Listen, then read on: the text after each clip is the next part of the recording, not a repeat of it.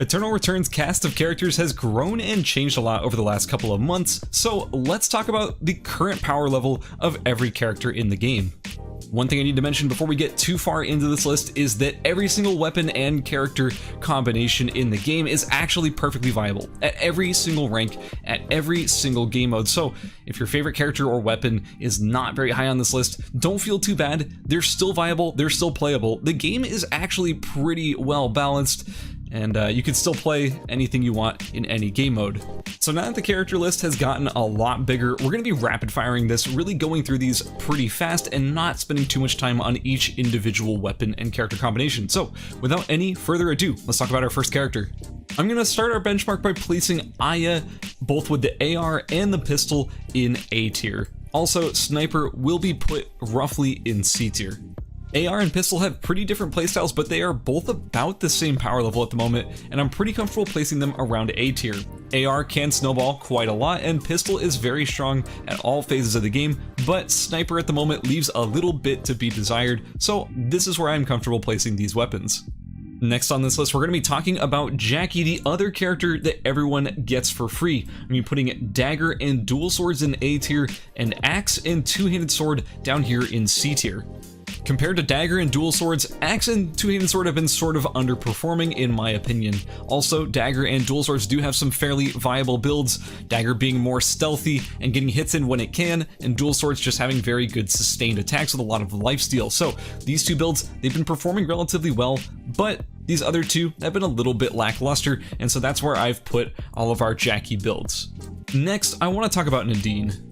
Nadine, to me, her bow iteration is actually a solid A+ tier, while crossbow, it could technically be up in A+ tier, but I'm comfortable putting it in A tier at the moment. Bow is an exceptional way of playing Nadine, as it gives her very good range, attack speed, and of course Nadine just has infinite scaling in general with those wild stacks stacking up over time as she is farming animals, and crossbow has been seeing a couple of good builds emerge lately with a bit of a more amp focused style, and honestly I think both Nadine iterations are very good at the moment, and you really can't go wrong playing this character.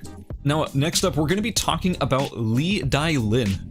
Lee Dailin is currently a powerhouse in the game. She's had a pretty strong streak in general, and honestly, I'm going to be putting her up in A+ tier. There's a good argument for putting her maybe even a little bit higher, but for right now, I think her place in the meta is currently around A+ tier. Both Glove and Nunchuck are very consistent, very powerful, and can scale all the way from the early game to the late game with very few weak points in between. She has good mobility, she has good sticking power, and she can have very good bursts with a lot of flexibility in her builds. Lee Dailin is just very good. Now, next, let's talk about Sissela. This is my personal favorite character in the game, so I'm going to try my best to not be biased, but personally, I will be putting Throw Sissela in A+ tier and Shuriken Sissela in A tier. Throw Sissela has just been slightly outperforming Shuriken lately, and the Shuriken Caltrop nerfs actually hurt it a little bit, so I really do think that Throw currently edges out Shuriken in the meta. Also, Sissela, she's just in pretty good shape in terms of her dueling capabilities right now, but the only real issue is that she lacks that mobility, so she is a little bit susceptible to third parties. But her sustain, her burst damage, as well as her sustain damage is quite good at the moment, so Sissela is a solid A+ to A tier. Next up, we're going to talk about Yuki. Yuki got a few nerfs lately. He was already struggling a little bit, but he's still a very good and consistent character, so I'm comfortable placing Yuki in A tier. When built with a lot of CDR, also with that extra attack range being given to Two-Handed Sword, Yuki is pretty good at dueling, honestly. That Two-Handed Sword parry gives him a lot of options in fights. Also, Leviathan is a wonderful late game weapon transition, so it makes him pretty dang good for solo. Also, dual blades. These are pretty good in general in T modes, but not so good in solo, so I'm gonna have to put it in B tier. So remember, this is mostly just a T mode pick. Dual Swords, not the best in solos, but it's pretty good for team mode, so it gets a solid B tier rating. The next character on our list is going to be Lenox. Lenox has been struggling a little bit. Since this tier list is more focused on solo mode, I do have to mention that she is a little bit weaker in solo at the moment. I'm going to be placing her in B tier. She is still pretty good as a character. She can bring a lot of damage and a ton of utility, and in team modes, she's honestly closer to A or A+, but just because she is sort of slacking in solos at the moment, I'm going to be placing her in B tier. So keep in mind, she's good in team modes, but she's not the best in solos. Now, Luke is a character that has been very heavily debated over the last couple of days, the last couple of weeks really, ever since his release, and also since people have been figuring him out a lot more. I am very comfortable placing Luke in A+ tier. I don't think he's broken, I don't think he's overpowered, but I do think he has a lot of strengths, and he is just a well-rounded good character. Now, let's talk about Magnus. Magnus is one of my favorite characters in the game, but he's also one of the least popular characters in the game. He has been struggling in solo modes lately, but he's still pretty good in team modes. Also, Tachyon Brace being released gave him more build options, so he isn't quite as constrained on his amp build pathing. I personally will be placing Magnus with the Bat in B tier. Now, Hammer I feel is just a step below Bat at the moment, so I'll be placing that in C tier. Again, I love Magnus. He is one of my favorite characters, and he is a ton of fun to play, but he sort of does struggle against a lot of these DPS check characters like Luke. Anyone who does a lot of auto-attacking with sustain, he sometimes can't quite out DPS them, and he's just forced to kite without much mobility to begin with. So Magnus, he struggles a little bit, but I love him nonetheless. Up next is our first addition to the S tier, and of course, it's going to be one that surprises absolutely nobody, which is both Spear and Dagger Xiukai.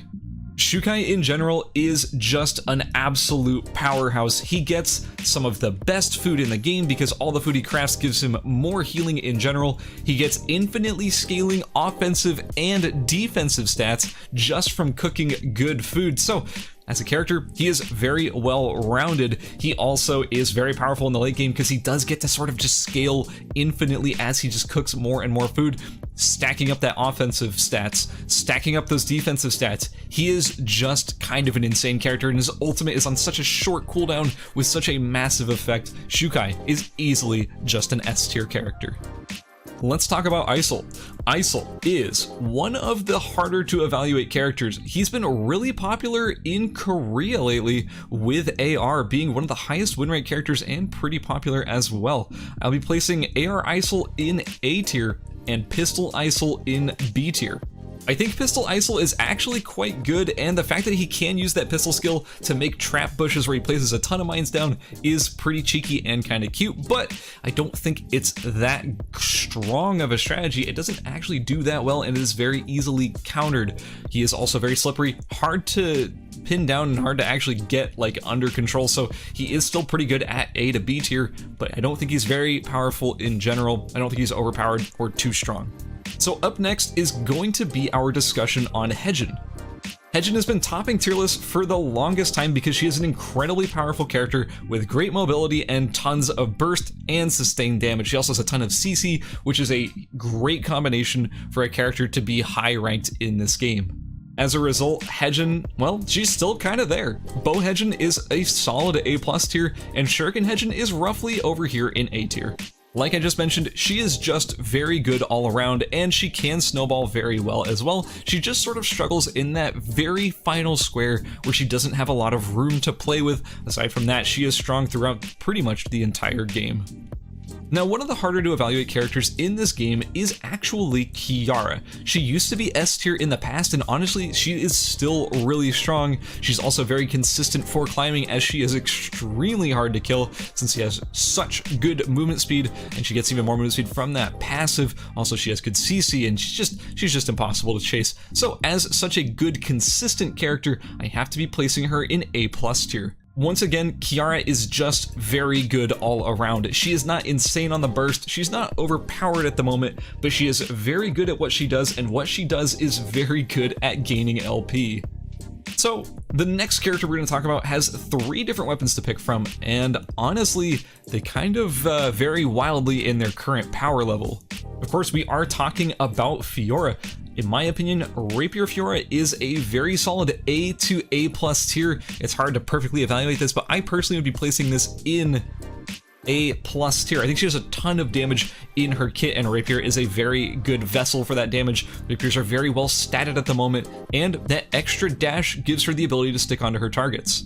Now, I don't have as many nice things to say about the other versions of Fiora. I personally think that Spear is somewhere between B and C tier at the moment. I'll be placing it C tier simply because it is not well represented, and I don't see a lot of examples of it currently on the ladder. Now, two-handed sword Fiora, I gotta say, is just one of the most disappointing things in the game at the moment at D tier. But again, that is something that is just relatively unexplored. I'm only really placing it this low because we haven't seen a lot of two-handed Fioras do anything too exceptional in the region.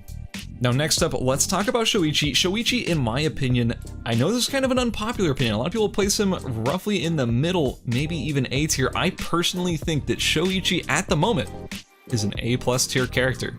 Shoichi's biggest downsides in the past was his routing was really difficult and contested, but now that Tachyon Brace exists, sort of similar to the Magnus description I gave earlier, it gives him more options for pathing, which means he is far more consistent and way faster because Tachyon Brace has a lot of movement speed on it. Shoichi is a force to be reckoned with, and he is very deadly against most of the cast. I think he's a very good character, and I think he's a solid A+ tier. His only real issue is scaling into the late game and actually closing out the win, but he can snowball very well, very consistently. Silvia. Yes, let's talk about Silvia. Silvia is one of the hardest characters to evaluate at the moment because she has been changed tremendously over the last few patches, so it's really hard to say where her current strengths lie as people are still sort of feeling out her kit and feeling out her strengths and weaknesses. They made it so that her ultimate goes on cooldown for about 20 seconds at her first rank of her ultimate, and about half of that for her second rank of her ultimate, so she is less consistent on her chase, which was her best aspect. Also, they made it so that her Q could be used while she was still moving, and then the wind-up speed on her bike was like cut in half and then removed at max rank, and even faster on the bike too. Like, there's a lot of changes. It's really hard to see where she is, but for now, with what I've seen, I'll be placing Silvia simply in B tier. The change to her ultimate cooldown in early ranks hurt her chasing ability quite a lot in the early game. It also just hurt her early game consistency, so it's hard for me to put her above B at the moment until more of her strengths sort of get worked out. She is a lot faster now. She gets on her bike and starts moving faster at later ranks for sure now. Also, moving and being able to use your Q at the same time is a nice boost, but it's hard to say where her strengths are, and I really think for now we're just gonna put her in B tier. So real briefly, let's talk about Adriana. I am confident that if I released this tier list about a patch or two ago, Adriana would be in S tier, but unfortunately, a lot of her items for her best builds have been nerfed. I do think that Adriana is still very good, but I'm going to be putting her in A+ tier instead. She has extremely good chase potential. She is extremely powerful with Wick buff. She is just strong overall in the late game, and honestly kind of a beast in the mid game as well. Adriana is very powerful, so I think she deserves this A+ spot. Next, let's talk about one of the most powerful characters in the game, which is so close to being an S tier, but didn't quite make the cut, just barely. And of course, I'm talking about Hyunwoo. Hyunwoo is super tanky, super slippery, and his dueling potential is almost unmatched in a lot of situations. He can just slam you into a wall, burst you, get away. He's hard to focus down as he is able to go CC immune with that W, and he just is very powerful at all stages of the game, and he wears RNG items really well. He's a tank character that can still burst you and still make sure that you just die in the worst possible ways, in the worst possible situations. So I have to say, Hyunwoo, he is a solid A+ tier, but honestly, he could be S tier considering how strong he has been lately. Now, let's talk about Hart. Hart is a character I love to play, and personally, I think she is extremely strong at the moment. She's been performing well in tournaments, and she is just a complete powerhouse if she gets to that end game stage. And that's not to say that she isn't strong in the early game or the mid game either, but she is a little bit reliant on getting that Laurel Wreath to make sure that she actually gets all of her damage. Additionally, her build paths are super flexible as she can play both ENAD and AMP, and even if she's just an ENAD or AMP, there are a ton of build paths within those subcategories, so she is extremely flexible, she is very powerful, so I'll be placing Hart in S tier. Now, we're going to be talking about Emma next. Emma, similar to Hyunwoo, is incredibly powerful at the moment. She has a ton of tools available to her. She is very slippery and hard to catch, as she can just blink to her hat or her dove very often. She has good synergy with caltrops, she has good burst, she has good chase, she has good escape tools. Emma is just very powerful at the moment. But the question is, do we put Emma in S tier or A plus tier? And honestly, I have to err on the side of A plus tier at the moment. Emma recently received a pretty significant nerf to her ultimate, making it so that leveling it up did not reduce the cooldown of it, and that was significant enough to bump her down from S to A plus tier. Previously she would have been S, but she's still just barely not quite there in my opinion after that major change. That being said, Emma is still incredibly powerful. She has a ton of tools, like I just mentioned. She's also very mobile and has a lot of burst. So she's a great character, and she's a solid A plus tier. And as we wind down to just the last few characters on this list, let's talk about Zahir and our final entry into S tier. We do have Throw Zahir, gonna be our only other S tier character added here, as Shuriken Zahir is also not too far behind in A tier. Ruthenium Marble on Zahir is incredibly powerful. Being able to build so many defensive stats, being up at about 2,500-ish HP, sometimes even close to 3,000 HP, but still able to output so much damage, being so fast every time that extra movement speed does proc off of his kit, and having that nice burst from his passive and his Q chunking for so much damage. Zahir is an absolute massive threat for every character in the game and is a very oppressive matchup for almost every character in the game. He is a little bit unpopular and he is pretty hard to play, but overall he is an incredibly powerful character in the right hands, so he is a solid S tier character. Next up is going to be Rozzi. Rozzi is very good. I honestly think Rozzi is one of the strongest characters in the game at the moment, even though some other regions don't value her quite as much as NA does. I'll be placing Rozzi in A plus tier, as I think she is just very flexible in her fighting styles. She's mostly held back by her very restrictive build pathing, as there really is nothing you could do to get around the fact that you do need to get that leather in the early game. But that being said, they did just recently nerf dogs, so it's gonna be a little bit easier for Rozzi to get online in that early game. Rozzi is incredibly hard to actually duel, as she has a ton of iframes on her E, she has a lot of extra movement speed on her W, and she does cut your healing pretty much entirely on all of your regeneration effects with that W. So Rozzi is incredibly powerful. Next up, let's talk about our third to last character. We're gonna be talking about Cathy. Cathy is a very solid A plus tier. She is just really strong at all phases of the game. She is able to snowball quite a lot, but she is a little bit held back by the fact that she does need to get that frag rack upgrade, the legendary knife, in order to make her really shine and do a lot of damage in the late game. If she fails to get that frag rack, she will be a little bit weaker, but honestly, she has good chase, she has good survivability. That ultimate is one of the best escape tools in the entire game, and it's also one of the best fight resets in the entire game. Cathy is just very good at the moment. So we're going to be talking about Adela next. Kinda similar to Silvia, Adela is one of the most impossible characters to value at the moment, since she just saw a ton of massive changes to her kit over the last few patches.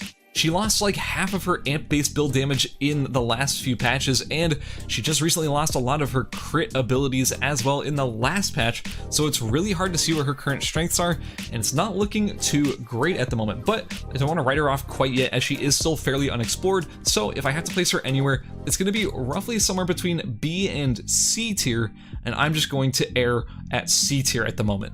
Keep in mind, she is not terrible, she is still viable, but she is not exceptional at the moment, so she's going to be down in C tier. And last but not least is going to be our favorite hunter, Bernice. Bernice is the most recent addition to the game. He just got added within the last few days, and he's seeming to be really powerful at the moment. That being said, I wouldn't be surprised if he ended up eating a few nerfs over the next few patches, because new characters tend to need to get their strengths worked out if they are overperforming in one way or another. So I can only evaluate what I see at the moment, and it's hard to say what he'll be in the future, but for now, he's gonna be a solid A plus tier.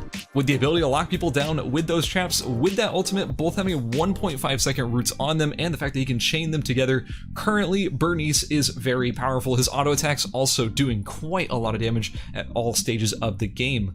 That being said, Bernice is not without his downsides. He has nothing in terms of mobility for getting away from fights. He has no escape tools to speak of, so if he is sort of caught in a bad situation, if he cannot rely on his traps or his ultimate to get himself out of a sticky situation, Bernice is very vulnerable. But right now, his strengths outweigh his weaknesses, and he is a very powerful hunter. And yeah, whew, I think we made it through. That is actually every character and every weapon combination in the entire game of Eternal Return Black Survival. I'm curious what you guys think of this tier list. I'm curious if this helps you out at all, if it sort of resonates with your evaluations of the current characters' power levels or not. Let me know. I'm curious what your current thoughts on this tier list are. But in any case, guys, thank you all for stopping by. Thank you all for watching and sharing your thoughts with me as well. I will catch you guys all in the next video, guide, or tournament.